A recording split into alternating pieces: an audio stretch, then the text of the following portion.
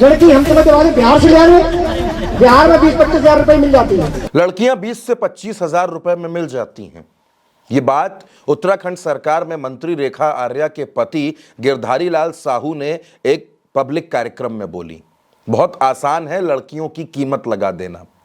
जो पार्टी ये बातें करती है कि वो महिला सशक्तिकरण की बात करेगी, वो महिलाओं को, बेटियों को आगे ले जाकर उनको तरक्की के रास्ते पर ले जाएगी, उसी पार्टी की सरकार है उत्तराखंड में और वहां मंत्री हैं, उनके पति मंच पर ये बयान दे रहे हैं। आप सबसे पहले ये बयान सुनिए और पूरा सुनिए। बेटा शादी बुढ़ापे में करोगे, हमने 3-4 बच्चे हो जाते हैं। लड़की हम तुम्हें दवा दें, बिहार से ले आए, बिहार में 20-25 हजार रुपए मिल जाती है। गिरधारी लाल साहू, इनकी पहचान ये है कि ये उत्तराखंड सरकार में खेल मंत्री रेखा आर्या के पति हैं। इससे ज्यादा बड़ी इनकी पहचान नहीं। यानी पूरे उत्तराखंड में, पूरे देश में अगर इनकी पहचान है तो एक महिला की वजह से है, और उन्हीं महिलाओं को अपमानित कर रहे हैं, उन्हीं महिलाओं के लिए विवादित टिप्पणी कर रहे हैं। हुआ दरअसल ये कि एक कार्यक्रम में थे, वहां पर कुछ लड़के मौजूद थे और उनकी शादी को लेकर बातचीत होने लगी। तो उन्होंने कहा शादी जल्दी कर लो, ओवर एज हो जाओगे, इस उम्र में तो बच्चे हो जाने चाहिए, और अगर लड़की नहीं मिल रही तो हमको बता दो, बिहार से लड़की बुलवा देंगे, वहां से ले आएंगे, वहां तो 20-25 हजार में मिल जाती है। आखिर क्यों किसी लड़की की इस तरह से कीमत लगा दी जाती है? कौन देता है इनको इजाजत? कौन है इनके पीछे? यह हिम्मत कहां से आती है?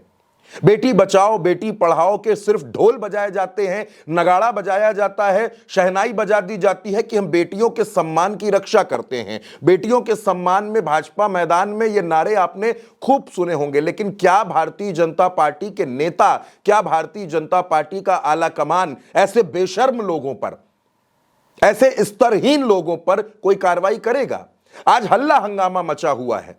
और मैं आपसे एक और बात कह रहा हूं, जब ये बयान सुर्खियों में है, ये बयान चर्चाओं में बना हुआ है, तो इस पर कार्रवाई करने के बजाय जो बीजेपी के तमाम नेता हैं, जो बीजेपी के स्तंभ कहे जाते हैं, वो कोई दूसरा बयान सामने ले आएंगे कि साहब देखिए इस पार्टी के नेता ने तब ये कहा था, इस पार्टी के नेता ने तब ये कहा था। और सबके सेंटर में कौन है? सबके सेंटर में लड़कियां, सबके सेंटर में बेटियां।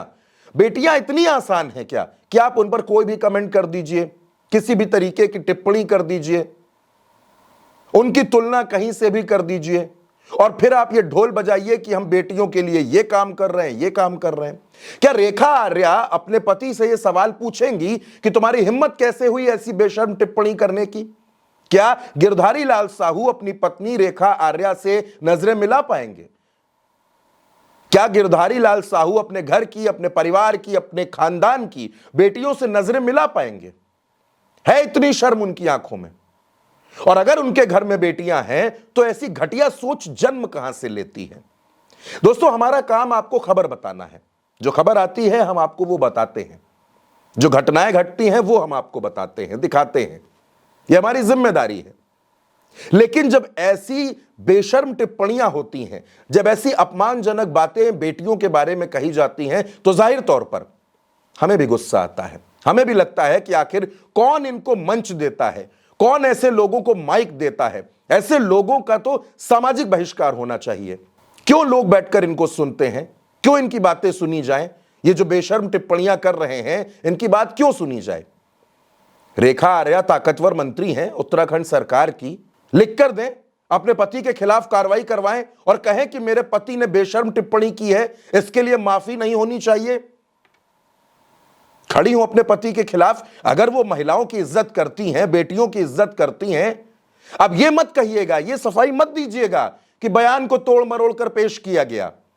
बदनाम करने की कोशिश है, ये बहुत आसान है और नेताओं के लिए और आसान है। और इसीलिए मैं कह रहा हूं कि एक बार फिर मैं आपको ये बयान सुनवा रहा हूं, आप इसको सुनिए और शर्म महसूस कीजिए। बेटा शादी बुढ़ापे में करोगे, हमने 3-4 बच्चे हो जाते हैं। लड़की हम तुम्हें दवा दें, बिहार से ले आए, बिहार में 20-25 हजार रुपए मिल जाती है। जिस इंसान को इस घटिया, इस बेशर्म बयान को सुनकर गुस्सा नहीं आ रहा है, उसके अंदर आक्रोश नहीं जन्म ले रहा है, उसको बुरा नहीं लग रहा है, तो वो भी उससे ज्यादा शर्मनाक है। गिरधारी लाल साहू जैसे लोगों का बयान कहीं से भी माफी के लायक नहीं हो सकता।